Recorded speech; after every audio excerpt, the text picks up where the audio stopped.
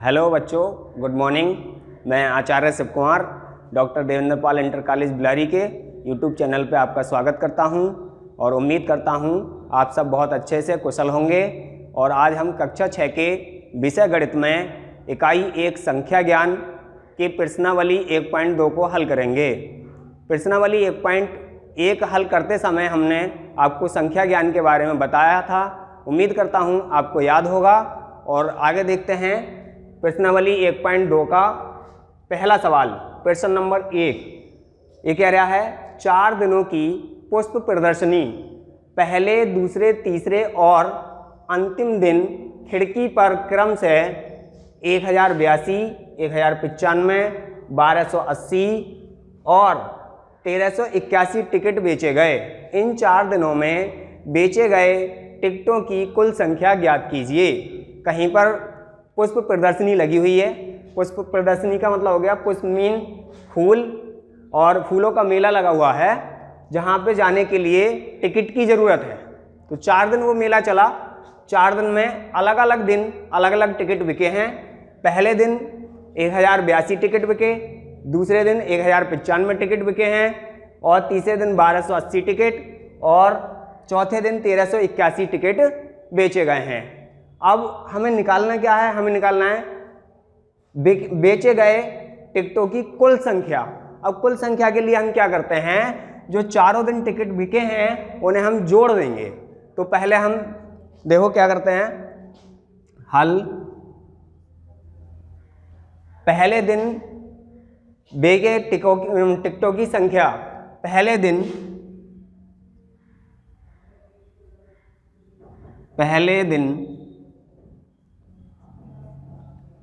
बेचे गए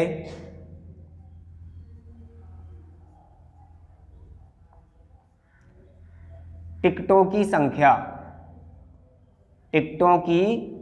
संख्या बराबर 1082। इसी तरह दूसरे दिन बेचे गए टिकटों की संख्या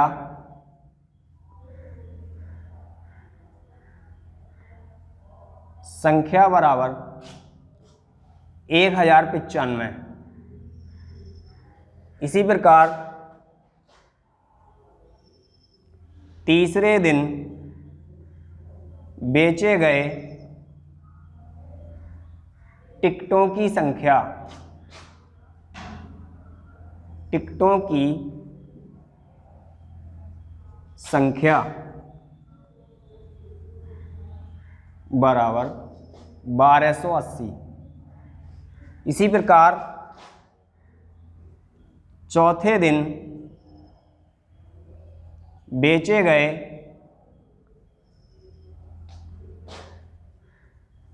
टिकटों की संख्या बराबर 1381। ये हमारे पास चारों दिन बिके टिकटों की संख्या है। अब वो पूछ रहा है टिकटों की कुल संख्या। तो देखो कुल संख्या निकालने के लिए हम इन्हें चारों को जोड़ देंगे। कैसे? देखो 4 दिनों में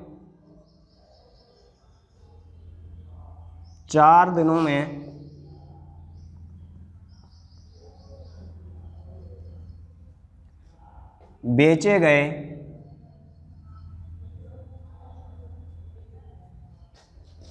कुल टिकटों की संख्या बराबर कुल टिकटों की संख्या बराबर 1082 प्लस 1095 प्लस 1280 प्लस 1381। ये इस प्रकार हम जोड़ देंगे। अभी 1080 प्लस 1095 प्लस 1280 प्लस 1381। अब इनको हम जोड़ेंगे, वो हमारा आंसर आ जाएगा। देखो जोड़ें 1 0 फिर 5 और 2, 1 0 5 और 1 6 और 2 8, कितने आए 8। फिर 8 8 16, 16 और 9 25, 25 और 8, 25 और 8 कितने हो गए 33, 33 का 3 हासिल लगा 3, 3 और 3 6 हासिल के, 3 और 3 6 हो गए, और 6 2 8, 8 ये आ जाएंगे 8। फिर 1 2 3 4, इस प्रकार कुल मतलब टिकट जो बिके हमारे वो 4838 टिकट बिके।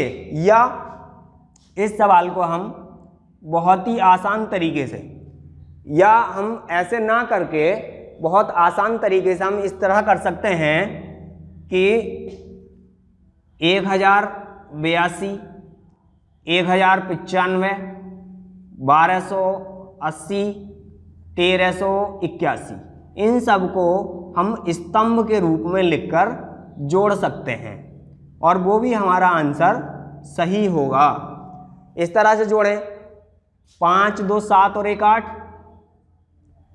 8 और 9 17, 17 और 8 25, 25 और 8 33, हासिल लगा 3, 3 और 2 5, 5 और 3 8, 8 आ गया। इसी प्रकार 1 2 3 4, 4 4838 मतलब टिकट हमारे बिके। या इस तरीके से कर लें, आपको जो अच्छा लगे वो तरीका आप कर लें। देखते हैं बच्चों अगला सवाल। दूसरा सवाल है आपका प्रश्न नंबर 2। शेखर व्यापार करना चाहता है, उसे कुल 1 लाख रुपए की आवश्यकता है। कोई काम करना चाह रहा है शेखर और उसे 1 लाख रुपए की आवश्यकता है। उसके बैंक खाते में इकाई, दहाई, सैकड़ा, हजार, 10,000 69,800 रुपये हैं। उसे कितने और रुपए की आवश्यकता होगी? कहने का मतलब ये है कि शेखर के पास 69,800 रुपये उसके बैंक खाते में हैं और उसे 1 लाख रुपए की आवश्यकता है। तो ये पूछ रहा है कि कितने रुपए की उसे आवश्यकता और होगी। तो देखते हैं कैसा है सवाल ये। हल में देखेंगे, शेखर को व्यापार करने के लिए आवश्यक राशि जो है वो 1 लाख रुपए की जरूरत है। तो शेखर को व्यापार करने के लिए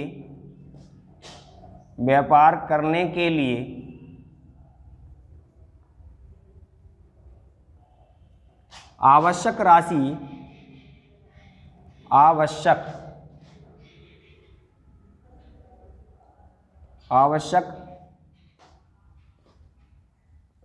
जो है वो 1 लाख रुपए है। 1 लाख रुपए देखो कैसे लिखते हैं, इकाई, दहाई, सैकड़ा, हजार, 10,000, लाख। 1 लाख रुपए सब पढ़ेंगे हम।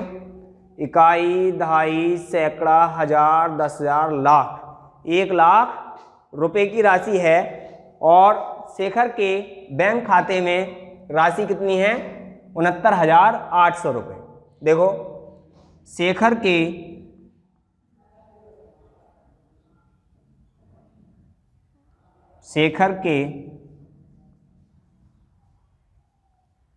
बैंक खाते में जमा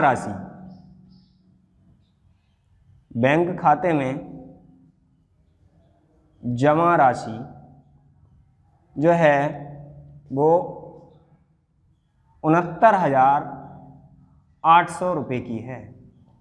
सवाल में पूछा गया है शेखर को और कितने रुपए की आवश्यकता है। यदि हम 1 लाख रुपए में से 69,800 रुपये घटा दें तो हमारा आंसर आ जाएगा। तो आवश्यक राशि जो है, आवश्यक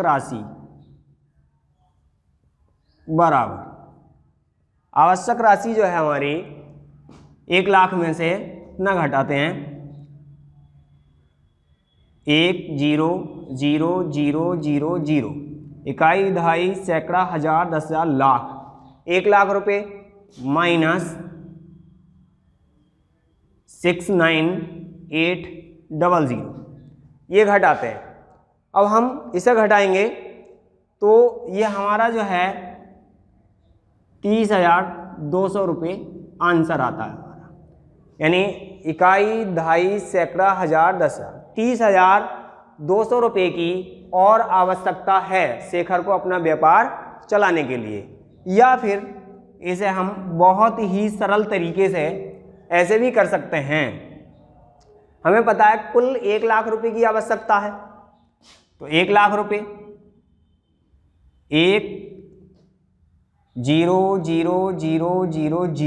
1 लाख रुपए हो गए। अब उसके पास है कितने, 69,800, तो ये 69,800 रुपये उसके पास है। इसमें से हमने माइनस कर दिया, इसे घटाएंगे तब भी वही आंसर आएगा हमारा। देखो 0 0, अब यहाँ 0 है, यहाँ 8 है, यहाँ थोड़ी सी बच्चों को प्रॉब्लम आती है, ये समझें कैसे घटाया जाएगा। देखो ये 1 है, ये मिला के पूरे 10 हो गए। 10 में से जब 1 दहाई लेंगे तो यहाँ 0 है, यहाँ 10 हो जाएंगे, फिर 1 दहाई और लेंगे तो यहाँ 10 हो जाएंगे, और जब 10 हो गए यहाँ पे 10 में से 8 गए तो 2 बचे। अब दहाई हमारा क्रम यहाँ से चला हुआ था तो यहाँ 10 हुए थे, यहाँ से 1 और लिया तो यहाँ 10 हो गए, लेकिन जब 10 में से 1 इधर लिया तो यहाँ पे पहले से कितने 9 बचे। जब 10 में से 1 ले लिया 9, और 9 में से 9 गया तो 0। यहाँ पे पूरा 10 माना, जब यहाँ से 1 दहाई ली थी तो यहाँ 9 बचे, और 9 में से 6 गया तो कितने बचे 3। तो इस प्रकार हमारा जो है आंसर आ जाता है। ये है हमारा इकाई, दहाई, सैकड़ा, हजार, 10,000, 30,200 रुपये की शेखर को और आवश्यकता है। हाँ तो बच्चों अगला सवाल देखिए, सवाल नंबर चौथा सवाल है, एक सर्राफा व्यापारी ने धनतेरस के दिन इकाई, दहाई, सैकड़ा, हजार, 10,000, लाख, 10 लाख, 22,85,891 रुपये के आभूषण बेचे, और दूसरे दिन इकाई, दहाई, सैकड़ा, हजार, 10,000, लाख, 4,07,68 रुपये के आभूषण बेचे। बताइए दोनों दिनों में कुल मिलाकर कितनी बिक्री हुई और कितनी अधिक हुई, कितनी बिक्री हुई और कितनी अधिक हुई। तो देखिए ऐसा, इसमें जो है पहले दिन 22,85,891, पहले सबसे पहले सवाल पढ़ो, समझो, फिर करो। एक सर्राफा व्यापारी, पहले तो सर्राफा आपको पता होना चाहिए क्या है। सर्राफा का मतलब है जो सोने चांदी का व्यापार करते हैं उसे कहते हैं हम सर्राफा व्यापारी। और धनतेरस जो दीपावली से पहले आती है, धनतेरस, हम सब धन ज़्यादा खरीदते हैं, वैसे सोने चांदी की चीज़ें खरीदते हैं। आभूषण, आभूषण क्या है ये समझो पहले। आभूषण जो है जो सोने चांदी के मतलब सामान होते हैं उन्हें हम आभूषण कहते हैं। तो धनतेरस वाले दिन 22,85,891 रुपये इतने के आभूषण बिके। उससे जस्ट अगले दिन दूसरे दिन 4,07,68 रुपये के आभूषण बेचे गए। अब सवाल में पूछा गया है कि बताइए दोनों दिनों में कुल मिलाकर कितनी बिक्री हुई और कितनी अधिक हुई अगले दिन। ये पूछा गया कितनी अधिक हुई अगले दिन से, मतलब पहले दिन। तो देखते हैं हल। देखो पहले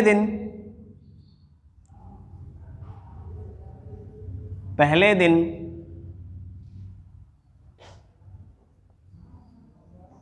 हुई बिक्री बराबर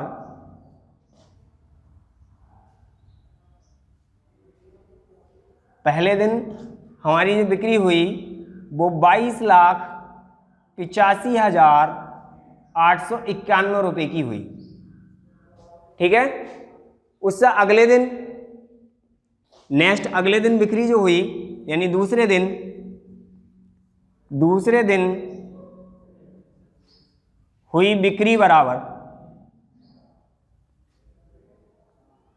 जो हुई हमारी 4,07,68 रुपये। सवाल में पूछा गया है कि दोनों दिन में मिलाकर कितनी बिक्री हुई। तो दोनों दिन में देखो, दोनों दिन में या दिनों में हुई बिक्री बराबर क्या करना है भाई, दोनों दिनों के लिए। मान लीजिए पहले दिन ये है, दूसरे दिन ये है, अब दोनों को मिला के, यानी दोनों को मिला के, सवाल खुद बता रहा है दोनों को मिला के अगले दिन कितनी बिक्री हुई। मिलाकर मतलब जोड़ना, कह रहे कुल मिलाकर, मिलाने का मतलब हो गया जोड़ना। अब हम इन दोनों को जोड़ दें, 22,85,891 प्लस 4,07,68 रुपये। जब हम जोड़ेंगे इन्हें तो 8 और 1 9 हो गए, 6 और 9, 6 और 9 15 का 5 हासिल लगा 1, 7 और 8 15, 15 और 1 16 हासिल लगा 1, 0 और 5 और 1 हासिल का 6 आ गए। फिर देखते हैं जरा, 0 ये 8 आ गया, 0 और 8 8, 4 और 2 कितने हो गए, 4 और 2 6 और ये 2 ये, ठीक है। इसे देखो एक बार और चेक करें, बिल्कुल जोड़ने में गलती ना करें। देखो 8 और 1 9 हो गए, 6 और 9 15 का 5 हासिल लगा 1, 7 और 8 15, 15 और 1 6, 16, 16 का 6 हासिल लगा 1, 0 और 5 1 हासिल का 6 हो गए, 0 और 8 8 आ गया, 4 और 2 6 आ गए और 2 ये आ गया। इसका मतलब हमारी दोनों दिनों में मिलाकर जो बिक्री हुई थी, इकाई, ढाई, सैकड़ा, हजार, 10,000, लाख, 10 लाख, यानी 26,86,659 रुपये की हमारी दोनों दिनों में मिलाकर बिक्री हुई। या बहुत ही आसान तरीके से, बहुत ही सिंपल तरीके से हम इसे सवाल को कर सकते हैं। कैसे, देखें, जो हमारी पहले दिन की बिक्री हुई 22,85,891, उसे ऊपर लिख लिया। जो अगले दिन की हमारी बिक्री हुई 4,07,68 रुपये, ठीक। मिलाना है यानी जोड़ना है, इसे हम प्लस कर सकते हैं, जोड़ सकते हैं, ये बहुत आसान तरीका है। 8 और 1 9 हो गया, ठीक है। 8 और 1 9 हो गया, 9 और 6 15, 15 का 5 हासिल लगा 1, 8 और 1 9, 9 और 7 कितने हो गए 16, 16 का 6 हासिल लगा 1, 5 और 1 6, ये 8 आ जाएगा, 2 और 4 6 आ जाएगा और ये 2 आ जाएगा। इस प्रकार भी हमारा आंसर आ सकता है। अब सवाल में ये है कि बिक्री कौन से दिन अधिक हुई, पहले दिन या दूसरे दिन, और कितनी अधिक हुई। तो ये तो हमें पता है कि जब पहले दिन 22 लाख है और दूसरे दिन 4 लाख है, तो पहले दिन बिक्री अधिक हुई है, लेकिन कितनी अधिक हुई है ये हमें देखना है भाई। इसका मतलब आगे देखो करते हैं हम, ये सवाल यहीं कर लेते हैं। चलो देखो, पहले दिन बिक्री अधिक हुई है, पहले दिन बिक्री अधिक हुई है, लिखते हैं पहले दिन बिक्री अधिक हुई है, अधिक हुई है। कितनी हुई है ये देखते हैं। अगर कितनी हुई है तो ज़्यादा वाले में से कम वाला घटा लें, तभी तो आएगा कि कितनी अधिक हुई है। तो हम देखो इसमें से घटाते हैं 22,85,891 से 4,07,68 रुपये को घटाते हैं, माइनस। ये देखना है हमें, करना क्या है, इसमें से जब घटाएंगे तो इधर से 2.5 ली, 11 हो गए, 11 में से 8 गए, 3 बचे। जब 9 में से 1 2.5 ली तो यहाँ 8 बचे, 8 में 6 गए, 2 बचे, 2 बचे। और फिर यहाँ पे 8 है, 8 में 7 गए, 1 बचा, ये 5 आ गया, ये 8 आ गया, ये आया, यहाँ पे 2 हैं, यहाँ 4 हैं, इधर से 2.5 ली, 12, 12 में से 4 गए तो 8 बचे, ये 1 बचा। यानी इतने रुपए की बिक्री अधिक हुई थी पहले दिन। इस प्रकार हमने, देखो एक बार और समझें, बिल्कुल अच्छे से समझें, अगर कोई परेशानी आए तो कमेंट्स में ज़रूर बताएं। देखो पहले दिन हुई बिक्री 22,85,891 रुपये की, दूसरे दिन हुई बिक्री 4,07,68 रुपये की। दोनों दिनों में हुई बिक्री, दोनों को जोड़ दिया, मिला दिया हमने, 22,85,891 प्लस 4,07,67 रुपये। अब इन दोनों को जब हमने मिलाया तो ये हो गया हमारा 26,86,659। इसी प्रकार ये इसी सवाल को हम बहुत ही इजी और आसान तरीके से कर सकते हैं। ये है, तो पहले दिन हमारी बिक्री कितनी अधिक हुई थी, 18,85,123 रुपये। हाँ तो बच्चों देखते हैं अगला सवाल, क्वेश्चन नंबर 6। एक गुरुद्वारे के भोजनालय में एक दिन में औसतन 11,825 रुपये का सामान क्रय करके लाना पड़ता है। जुलाई 2019 में उस गुरुद्वारे में कितने रुपए का सामान क्रय करना पड़ेगा? ये सवाल हमारा कह रहा है। पहले समझो सवाल क्या कह रहा है। एक गुरुद्वारा है कोई, उसमें भोजनालय जहाँ कैंटीन होती है, जहाँ भोजन बनाया जाता है, भोजनालय में एक दिन में औसतन 11,825 रुपये का सामान क्रय करना पड़ता है। क्रय करना मतलब, क्रय करने का मतलब है, क्रय का मतलब हो गया भाई, क्रय का मतलब हो गया खरीदना। यानी एक दिन में हमारा 11,825 रुपये का सामान गुरुद्वारे के भोजनालय के लिए खरीदा जाता है। अब कह रहा है जुलाई 2019 में उस गुरुद्वारे में कितने रुपए का सामान क्रय करना पड़ेगा। 2019 जुलाई, तो देखो जुलाई जो होती है वो सन कोई भी हो, 2019 हो, 20 हो, 21 हो, लेकिन जुलाई जो है वो हमेशा 31 दिन की ही होती है। जुलाई महीने में 31 दिन होते हैं, इस बात का ध्यान रखना है। यहाँ पे सवाल में गलती होने का सिर्फ एक ही पॉइंट है, वो जुलाई के दिन गिनने में। तो जुलाई में जो होते हैं वो हमेशा 31 दिन होते हैं। तो देखिए एक दिन का औसत क्रय मूल्य जो है हमारा वो है, एक दिन का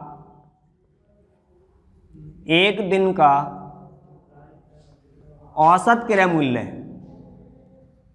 औसत क्रय मूल्य, हमारे एक दिन का जो औसत क्रय मूल्य है वो है हमारा 11,825 रुपये। एक दिन में हमारे भोजनालय में जो है 11,825 रुपये का सामान आ जाता है। अब कह रहा है जुलाई 2019 में, देखो जुलाई 2019 में दिनों की